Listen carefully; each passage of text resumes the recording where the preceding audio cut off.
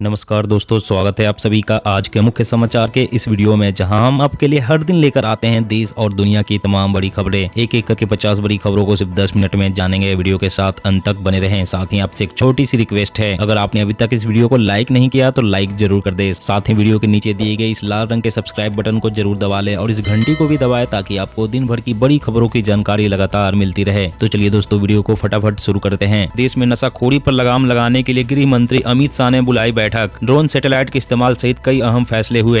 जी हां, देश में बढ़ती नशाखोरी पर लगाम लगाने और नारकोटिक्स के बढ़ते मामले पर रोकथाम के लिए केंद्र सरकार ने कमर कस ली है। इसके लिए गृह मंत्री अमित शाह ने बैठक बुलाई है। नशे के कारोबार और इसके प्रसार पर लगाम लगाने के लिए गृह मंत्री ने इस बैठक में कई अहम फैसले लिए हैं। बैठक में तमाम मुद्दों पर विचार करने के बाद फैसला लिया गया है कि सभी राज्य डीजीपी के अधीन dedicated anti narcotics task force का गठन करेंगे। फैसले की सबसे अहम बात यह रही कि अब ड्रोन्स और सैटेलाइट सहित अन्य प्रौद्योगिकी का इस्तेमाल करके अवैध ड्रग्स की खेती की रोकथाम की जाएगी। साथ ही नशे के विरुद्ध जागरूकता अभियान का व्यापक प्रसार होगा। सभी प्रमुख कारागारों में नशा मुक्ति केंद्रों की स्थापना की जाएगी। और अगली बड़ी खबर की बात करें तो समुद्र में चीन ने बढ़ाई टेंशन। शार्क जैसे दिखने वाला रोबोटिक ड्रोन किया तैनात, दुश्मनों को चुपके से कर देगा तबाह। जी हां, दुनिया के अधिकतर देशों के खिलाफ आक्रामक रवैया रखने वाला चीन गुपचुप तरीके से अपनी सैन्य क्षमता में इजाफा करता जा रहा है। इसका ताजा नमूना है चीन का बनाया रोबो शार्क, जो कि एक अंडर वाटर रोबोट ड्रोन है। चीन के इस शार्क जैसे दिखने वाले ड्रोन ने अब दूसरे देशों की चिंता एक बार फिर से बढ़ा दी है, क्योंकि अब पानी के अंदर आसानी से दुश्मनों को चकमा दे सकता है। चीन की इस तरह की तकनीक अमेरिका, भारत सहित कई देशों के लिए टेंशन बढ़ा सकती है। इस बेबी शार्क से दिखने वाले रोबोट की खासियत यह है कि यह बेहद कम आवाज करता है और लंबे समय तक पानी में रह सकता है और तेजी से काम करता है। और अगली बड़ी खबर की बात करें तो ग्राहकों को राहत, खाने के तेल की कीमतों में हुई भारी कटौती। अडानी रुचि सोया ने घटाया भाव।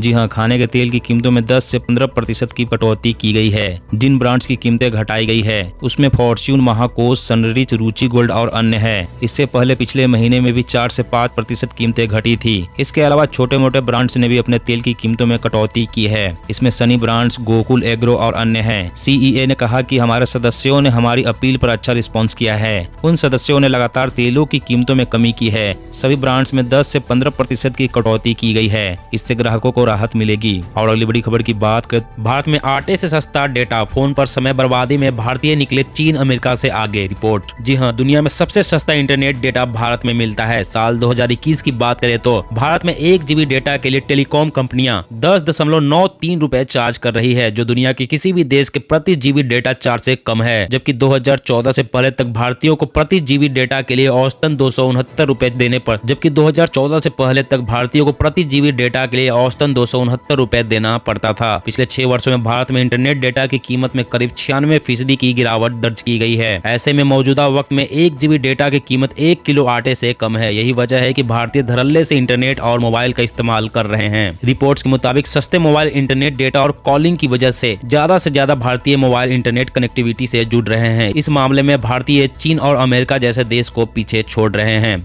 और अगली बड़ी खबर की बात करें तो मंडराया बड़े सौर तूफान का खतरा, अंधेरे में डूब सकती है धरती, इंटरनेट सर्विस ठप होने का दावा। जी हां, सौर मंडल में कई बदलाव होते रहते हैं, लेकिन ताजा रिपोर्ट आपकी परेशानी को बढ़ाने वाली है। आने वाले दिनों में धरती को बड़े सौर तूफान का सामना करना पड़ सकता है। इस सौर तूफान का असर पूरे विश्व या विश्व के कुछ देशों को पूरी तरह से प्रभावित करने वाला है। धरती पर न केवल इंटरनेट प्रलय की आशंका जाहिर की जा रही है, बल्कि इस सौर तूफान के कारण कई देशों का इकोनॉमी मुंह के बल गिर जाएगी और कई देश पूरी तरह से कंगाल हो सकते हैं। सौर तूफान का मतलब सूरज से निकलने वाले कोरोनल मास है, जो बेहद नुकसानदायक और प्रलयकारी साबित हो सकता है। इस रिपोर्ट के मुताबिक इस सौर तूफान के कारण धरती पर इंटरनेट सर्विस ठप हो सकती है। इसका असर बिजली आपूर्ति पर भी पड़ सकता है। कई देशों में पावर ग्रिड फेल हो सकते हैं, जिसके कारण उन्हें कई दिनों तक अंधेरे में रहना पड़ सकता है। और अगली बड़ी खबर की बात करें तो कोरोना के खिलाफ जंग, भारत में 2 और वैक्सीन को मिली मंजूरी। एक एंटी कोरोना दवा को आपात इस्तेमाल की अनुमति। जी हाँ, भारत में कोरोना के 2 और वैक्सीन को मंजूरी मिल गई है। स्वास्थ्य और परिवार कल्याण मंत्रालय के तहत केंद्रीय औषधि मानक नियंत्रण संगठन ने कोवोवैक्स और कॉर्बेविकेस को आपात स्थिति के लिए मंजूरी दी है। इसके अलावा एंटीवायरल दवा को भी मंजूरी दी गई है। केंद्रीय स्वास्थ्य मंत्री मनसुख मंडाविया ने ट्वीट कर यह जानकारी दी है।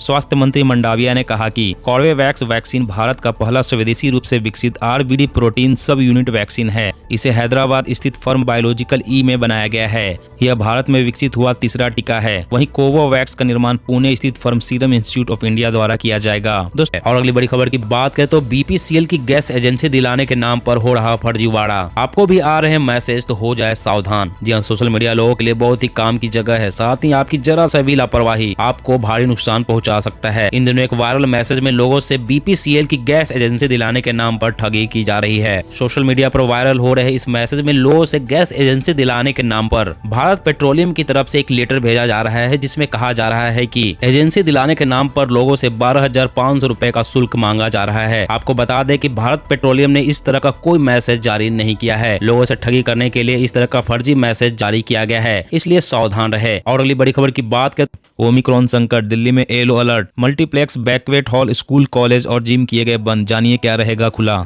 जी हां, देश की राजधानी दिल्ली में सीएम अरविंद केजरीवाल ने हाई लेवल बैठक में लिए फैसले में बताया कि कोरोना के बढ़ते हालातों के मद्देनजर दिल्ली में लेवल 1 येलो अलर्ट जारी कर दिया गया है। इसके साथ ही कुछ पाबंदियां भी लगाई गई है, जैसे दुकानें और मॉल सुबह 10 से रात 8 बजे तक और इवन के आधार पर खुलेंगे। साप्ताहिक बाजार एक जोन में केवल एक खुलेगा, जिसमें 50% दुकानदारों को ही इजाजत होगी। मेट्रो और बसें 50% क्षमता पर चलेगी। रात 10 बजे से लेकर सुबह 5 बजे तक नाइट कर्फ्यू रहेगा। रेस्टोरेंट और बार 50% क्षमता के साथ खुलेंगे। Cinema hall, multiplex, banquet hall, spa, gym और एंटरटेनमेंट पार्क बंद रहेंगे। शादी समारोह में 20 लोग ही अलाउड होंगे। और अगली बड़ी खबर की बात करें तो अब चावल ने भी लोगों को रुलाया। बासमती चावल की कीमतों में 40% का हुआ इजाफा। जी हाँ, पेट्रोल, डीजल और रसोई गैस की कीमतों में वृद्धि ने पहले ही लोगों की बजट बिगाड़ रखी है। अब चावल ने भी लोगों की नींद उड़ानी शुरू कर दी है और चावल की बड़ी कीमत का असर लोगों की थाली पर पड़ना शुरू हो गया है। खुदरा बाजार से लेकर थोक बाजार तक सभी में चावल की कीमतों में लगातार इजाफा हो रहा है। बासमती चावल की कीमत में पिछले वर्ष की तुलना में लगभग 40% का इजाफा हुआ है, जबकि बंगाल की चावल की कीमतों में लगभग 20% का इजाफा हुआ है। कीमतों में वृद्धि भारी बारिश के कारण नष्ट हुई फसलों और निर्यात बढ़ने के कारण हुई है। इसके साथ ही केंद्र सरकार द्वारा न्यूनतम समर्थन मूल्य बढ़ाने का असर भी बाजार पर हुआ है। इससे आम आदमी की परेशानी बढ़ रही है। और अगली बड़ी खबर की बात करें तो उत्तर प्रदेश में अनफिट पुलिस कर्मियों की छटनी करेगी योगी सरकार। मुख्यालय ने जारी किए आदेश। जी हां, उत्तर प्रदेश की योगी सरकार अनफिट पुलिस कर्मियों की छटनी करने जा रही है।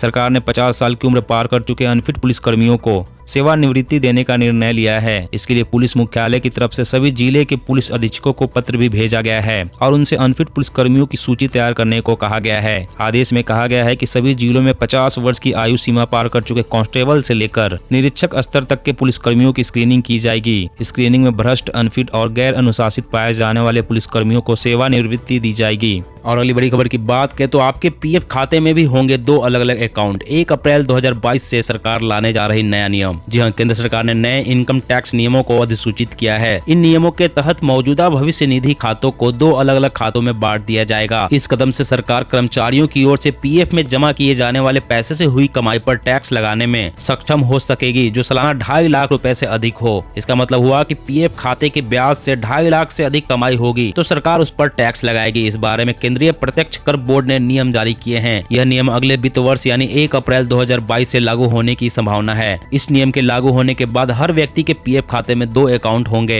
एक अकाउंट होगा जिसमें ब्याज का वह पैसा जमा रहेगा जिस पर कोई टैक्स नहीं लगेगा। दूसरा खाता वह होगा जिसमें टैक्स की देनदारी वाला पैसा जमा होगा।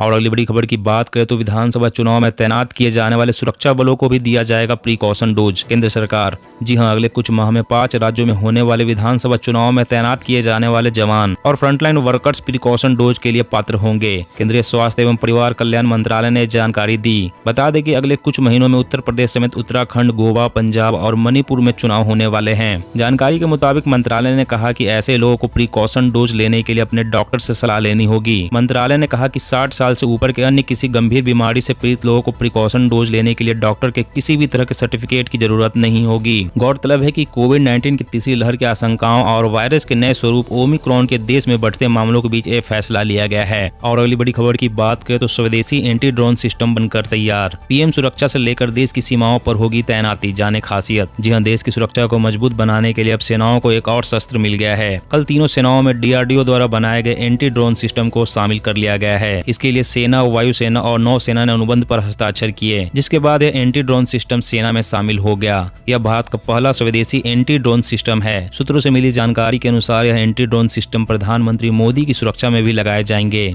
डीआरडीओ ने कहा कि यह D4 सिस्टम माइक्रो ड्रोन का तुरंत पता लगा सकता है और उसे तुरंत ही जाम करके लेजर किरणों से नष्ट कर सकता है। यह एंटी ड्रोन सिस्टम तेजी से बढ़ते ड्रोन खतरे को कम करने के लिए अच्छा काउंटर होगा।